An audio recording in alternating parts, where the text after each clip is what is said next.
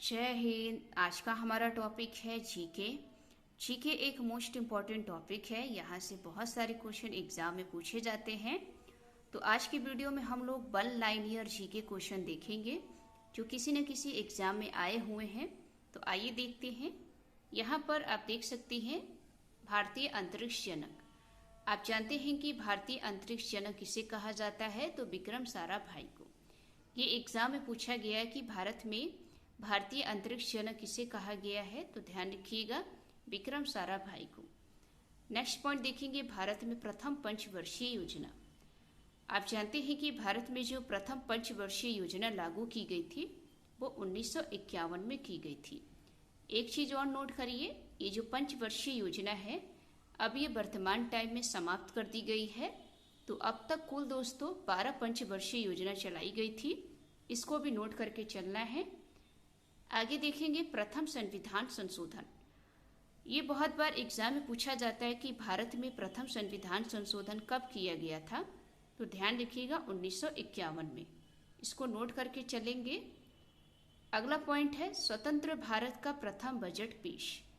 आप जानते हैं कि जब अपना भारत स्वतंत्र हो गया था तो भारत स्वतंत्र होने के बाद जो पहला बजट पेश किया गया था वो षडमुखम सेठी जी के द्वारा किया गया था। तो ये मोस्ट इम्पॉर्टेंट टॉपिक है। पूछा जाता है कि स्वतंत्र भारत का प्रथम बजट पेश किसने किया? तो ध्यान रखिएगा षडमुखम सेठी जी ने। और वर्तमान टाइम में कौन बजट पेश कर रहा है? तो आप जानते हैं कि निर्मला सीतारमण जी कर रही हैं, जो भारत की वित्त मंत्री हैं। आगे देखेंगे नीति आयोग की स्थापना।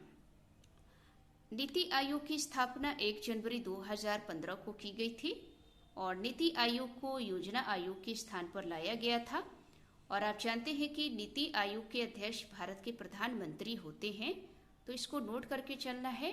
ये टॉपिक पूछा जाता है कि नीति आयोग की स्थापना कब हुई? तो ध्यान रखिएगा 1 जनवरी 2015।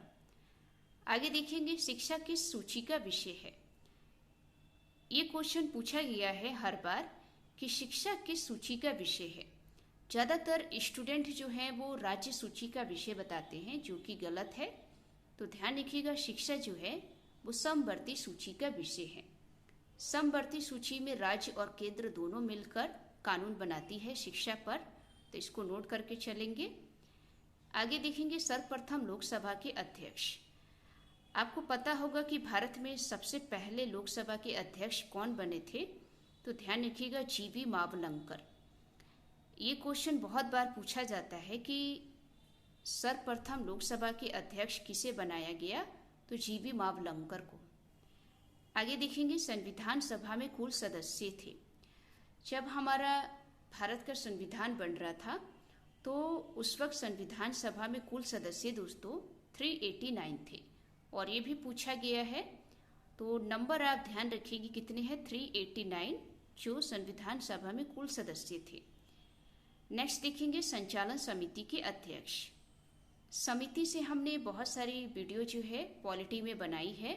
तो आप पॉलिटी की वीडियो में इस समिति वाला टॉपिक जरूर देख लीजिएगा, क्योंकि समितियों से बहुत सारे क्वेश्चन पूछे जाते हैं। तो ध्यान रखिएगा संचालन समिति के अध्यक्ष डॉक्टर राजेंद्र प्रसाद जी थे। और आपको पता है कि डॉक्टर राजेंद्र प्रसाद जी भारत के प्रथम राष्ट्रपति थे। नेक्स्ट आप देखेंगे प्रारूप समिति की स्थापना। मोस्ट इम्पॉर्टेंट है। प्रारूप समिति की स्थापना 29 अगस्त 1947 को हुई थी। और प्रारूप समिति जो है ये संविधान सभा की सबसे महत्वपूर्ण समिति है। आप जानते हैं कि प्रारूप समिति में टोटल जो है 7 सदस्य थे, जो 1+6, इनमें से 1 जो थे वो अध्यक्ष थे और जो 6 जो थे वो अन्य सदस्य थे। तो एग्जाम में पूछा जाता है कि प्रारूप समिति में टोटल कितने सदस्य थे? तो ध्यान रखिएगा 7। और अध्यक्ष का नाम भी आपको पता होना चाहिए कि प्रारूप समिति के अध्यक्ष कौन थे? तो डॉक्टर भीमराव अंबेडकर जी। एक चीज और नोट करिए, ये जो प्रारूप समिति है इसको ड्राफ्ट कमेटी भी कहते हैं, पांडुलिपि भी कहते हैं। इसको नोट करके चलेंगे। आगे देखेंगे भारत में न्यायपालिका। आप जानते हैं कि जो भारत में न्यायपालिका है वो स्वतंत्र एवं एकल है। और ये भी पूछा गया है कि भारत में न्यायपालिका कैसी है? तो भारत में जो न्यायपालिका है वो स्वतंत्र है और एकल है। आगे देखेंगे भारतीय संविधान में अनुसूची। तो भारतीय संविधान में अगर आप अनुसूची देखेंगे तो टोटल 12 अनुसूची है, इसको नोट करेंगे।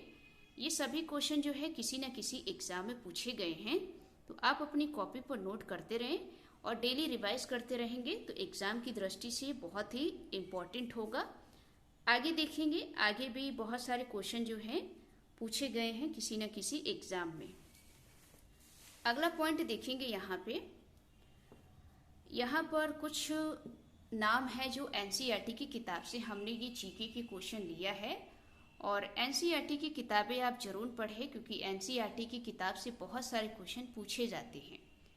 तो यहाँ पर आप देखेंगे होयसल राज्य। आपको पता है कि पहले एक होयसल राज्य हुआ करता था। होयसल राज्य को आज आधुनिक समय में मैसूर, जो कर्नाटक में है, मैसूर कहा जाता है। और ये भी पूछा गया कि होयसल राज्य आधुनिक नाम क्या है, तो ध्यान रखिएगा मैसूर या फिर इसको हम कहेंगे कर्नाटक, क्योंकि ये कर्नाटक में पड़ता है। आगे देखेंगे हस्तिनावती। हस्तिनावती का आधुनिक नाम दोस्तों हम्पी है, तो इसको भी नोट करके चलेंगे। फिर आप देखेंगे रेवाती द्वीप। रेवाती द्वीप का आधुनिक नाम गोवा है, ये भी पूछा गया है। ये सभी क्वेश्चन एनसीईआरटी की किताब से हैं। तो पूछा जाता है कि रेवाती द्वीप का आधुनिक नाम क्या है, तो ध्यान रखिएगा गोवा। फिर आप देखेंगे कालिदास। कालिदास ने कुछ रचनाएं लिखी जैसे रघुवंशम और अभिज्ञान शकुंतलम। तो पूछा जाता है कि रघुवंशम किसकी रचना है, तो ध्यान रखिएगा कालिदास की। आगे देखेंगे शूद्रक। शूद्रक ने एक नाटक लिखी थी जिसका नाम है मृच्छकटिकम नाटक, और ये बहुत बार पूछा जाता है कि मृच्छकटिकम नाटक के रचनाकार कौन थे, तो ध्यान रखिएगा शूद्रक। फिर आप देखेंगे विशाख दत्त। ये जो विशाख दत्त है, इन्होंने एक नाटक लिखा था जिसका नाम है मुद्रा राक्षस, और ये भी पूछा गया है कि मुद्रा राक्षस नाटक के रचनाकार कौन थे, तो ध्यान रखिएगा विशाख दत्त।